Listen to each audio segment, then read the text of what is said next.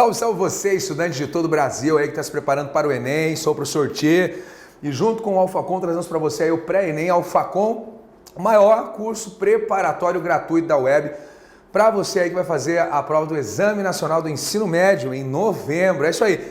Para você ter acesso às nossas aulas gratuitamente, basta acessar alfaconcursos.com.br e linkar lá, clicar num tópicozinho escrito pré-ENEM. Você vai ter acesso a uma série de aulas importantes para a sua preparação. E agora, aqui no YouTube, nós vamos resolver para você algumas questões. Já começamos no vídeo anterior as questões de 1 a 5, agora as questões de 6 a 10. Lembrando que dicas importantes devem ser consideradas na hora da resolução das questões. Coisa legal que você pode fazer é você começar indo direto às questões e depois fazer a leitura do texto, caso exista algum texto. Isso é interessante e faz você ganhar tempo. Muitas vezes você está lendo o texto, aí você vai para a alternativa, esquece o texto, volta para o texto, vai para a alternativa e isso faz você perder tempo importante. Você sabe que na prova do Enem, uma das coisas valiosíssimas é aproveitar muito bem o tempo, que é escasso. Então faça um teste. Faça um teste, leia as alternativas e depois vá ao texto e você com toda certeza vai ter um ganho de tempo bem interessante aí, tá certo? Para ter acesso a essa prova que eu estou resolvendo de Ciências Humanas e Suas Tecnologias, caderno azul, basta clicar no link que está na descrição deste vídeo no YouTube e você vai direto para o site e acessa a prova que é a prova em questão, ok? Vamos responder então? Vamos lá, questão 6. O canto triste dos conquistados e os últimos dias de Tenochtitlan. Nos caminhos jazem dardos quebrados, os cabelos estão espalhados, destelhadas estão as casas, vermelhas estão as águas, os rios, como se alguém as tivesse tingido.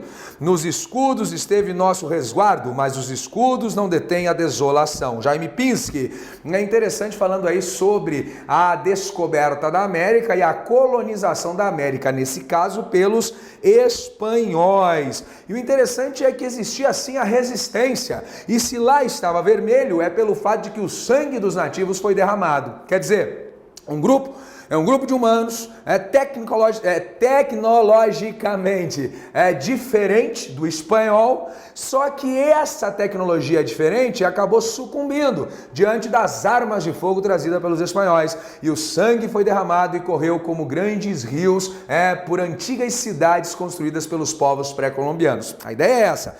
Então aí vem a questão. O texto é um registro asteca cujo sentido está relacionado ao quê? Letra A, tragédia causada pela destruição da cultura. Cultura não se destrói, a cultura se funde dentro de um processo pluricultural, de um processo de miscigenação, de um processo de integração. Nesse caso, o texto não faz referência a isso.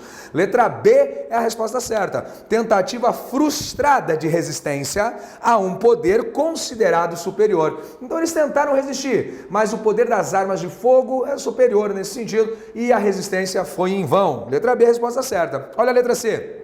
Extermínio das populações indígenas pelo exército espanhol. Poxa, extermínio das populações indígenas, quem faria o relato? Quem teria registrado aquilo que foi registrado?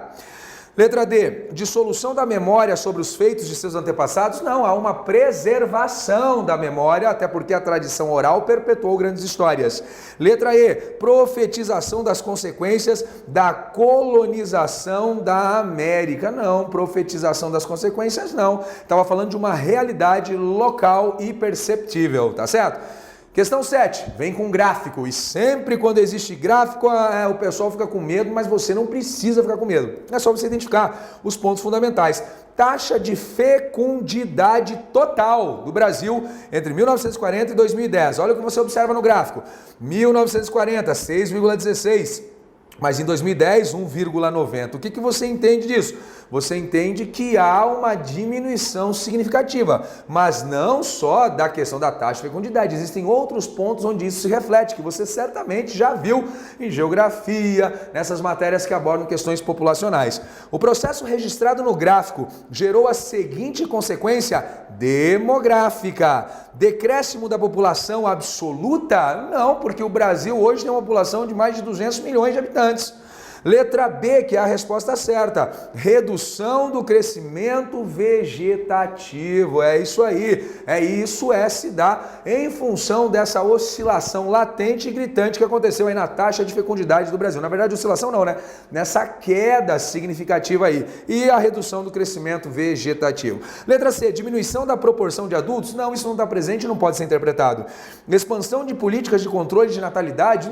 Não, controle de natalidade não é China, poxa. Letra E, aumento da renovação da população economicamente ativa? Não. Mas e como é que eu ia saber que era redução do crescimento vegetativo? Falou em taxa de fecundidade, ela está associada a crescimento vegetativo. E a única alternativa que restava era a letra B para você, tá certo? Então veja, já uma questãozinha de geografia. Passou uma de colonização, uma de geografia, e agora vamos para a próxima. Questão 8. As brigadas internacionais foram unidades de combatentes formadas por voluntários de 53 nacionalidades, dispostos a lutar em defesa da República Espanhola. Opa, identifiquei o assunto.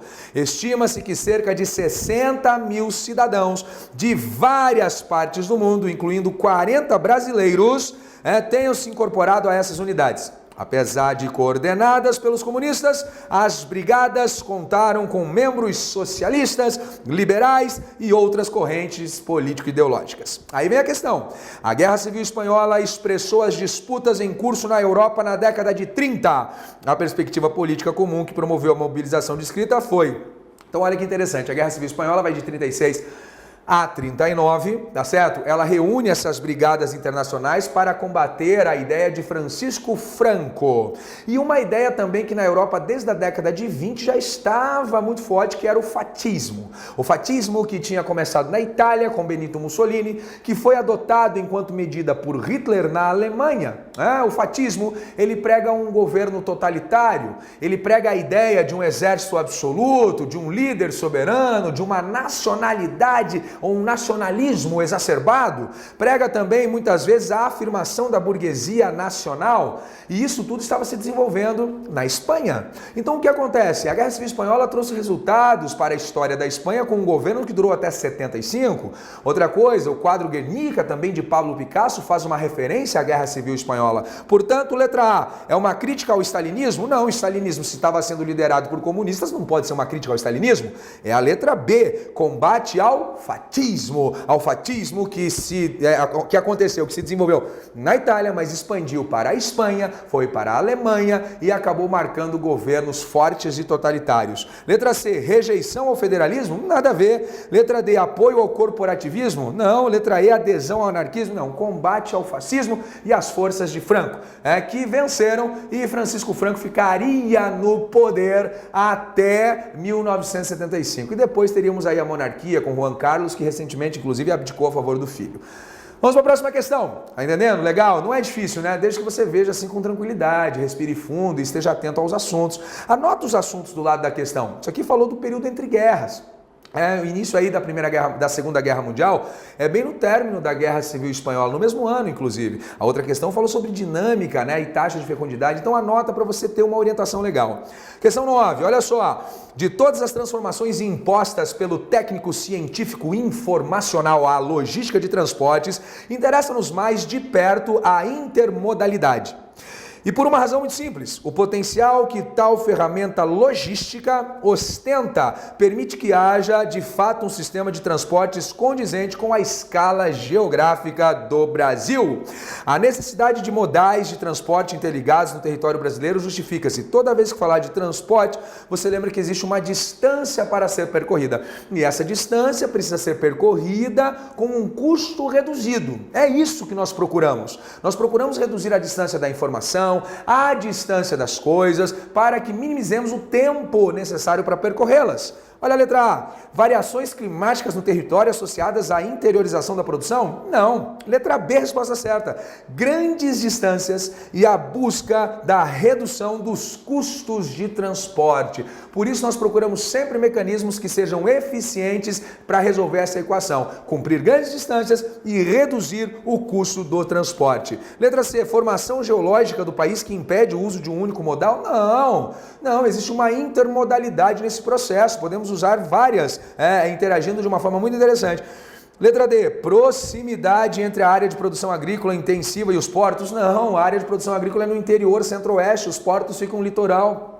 Temos muitos portos secos, mas os portos em questão, região litorânea, óbvio. Letra E, ou então portos daí diferenciados no interior, mas devido aos rios. Letra E, diminuição dos fluxos materiais em detrimento de fluxos imateriais? Não, as mercadorias hoje fluem de uma forma alucinada, por isso letra B é a resposta certa, ok? Integração, intermodalidade aí. Vamos para a questão 10. Nasce aqui uma questão: se vale mais ser amado que temido ou temido que amado? Responde-se que ambas as coisas seriam de desejar, mas porque é difícil juntá-las, é muito mais seguro ser temido que amado. Outra coisa interessante aqui, quando haja de faltar uma das duas, porque dos homens se pode dizer de uma maneira geral que são ingratos, volúveis, simuladores, covardes e ávidos de lucro, e enquanto lhes fazes bem, são inteiramente teus, oferecem-te o sangue, os bens, a vida e os filhos, quando, como acima disse, o perigo está longe, mas quando ele chega, revoltam-se. Dá-lhe Maquiavel! E a obra O Príncipe de Maquiavel, falando sobre a ética política. Agora nós temos idade moderna aqui, agora nós temos a filosofia moderna de Maquiavel. A partir da análise histórica do comportamento humano em suas relações sociais e políticas, Maquiavel define o homem como um ser.